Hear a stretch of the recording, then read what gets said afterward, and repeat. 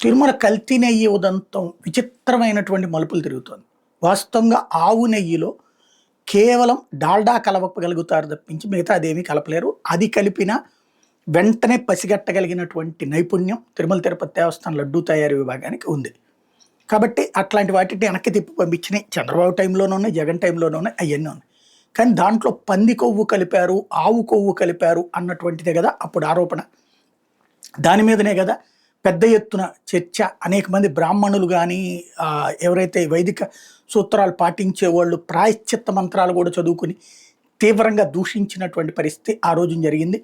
జగన్ టైంలో చేసున్నారు అన్నటువంటి చెప్పడం వల్ల. బట్ అప్పుడే సుప్రీంకోర్టు ఇన్వాల్వ్ అయ్యి దాన్ని రాజకీయంగా వాడుకునే అంశంగా కాకుండా చట్టబద్ధంగా విచారించడానికి అడుగు ముందుకు వేసింది. అప్పటికే సుప్రీంకోర్టే ఘాటైన వ్యాఖ్యలు చేసింది. మీరు అంతకుముందు లడ్డూలు మీరు ఏమైనా వెరిఫై చేశారా? చేయకుండా లడ్డూల్లో ఈ కలిపేశారని ఎట్లా చెప్తారు? సెంటిమెంట్స్తో ఎట్లా ఆడుకుంటారని ప్రకటించింది. దాంతోపాటు సిబిఐ దర్యాప్తు, అలాగే దాంట్లో విచారణ చేస్తున్న సందర్భంలో ఇప్పుడు సిబిఐ ఏం చెప్తుంది?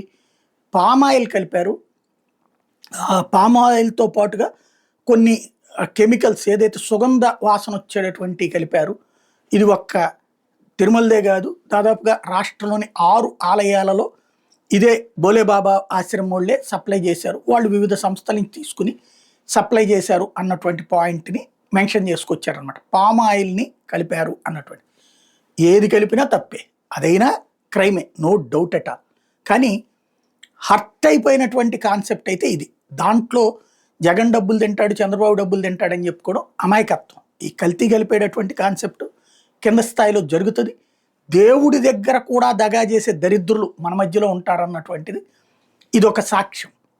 అందులో మళ్ళీ బాబాల పేరుతో ఆశ్రమం పెట్టుకుని ఇలాంటి నీచ పని చేస్తున్నారు అన్నటువంటిది ఇప్పుడు ఇది ఒక ఆస్పెక్ట్. బట్ ఇందులో ఒక సంతృప్తికరమైన సంతోషకరమైన వార్త ఏంటంటే అవి రెండూ కాదు, పంది కొవ్వులను ఆవు కొవ్వులు కాదు, పామాయిల్ అన్నటువంటి. ఇది కూడా వాళ్ళని దగ్గర ఇంట్రాగేట్ చేసినప్పుడు తెలిసి, వీళ్ళు స్వాధీనం చేసుకున్నప్పుడు తెలిసినటువంటి ఇష్యూస్ కాదు.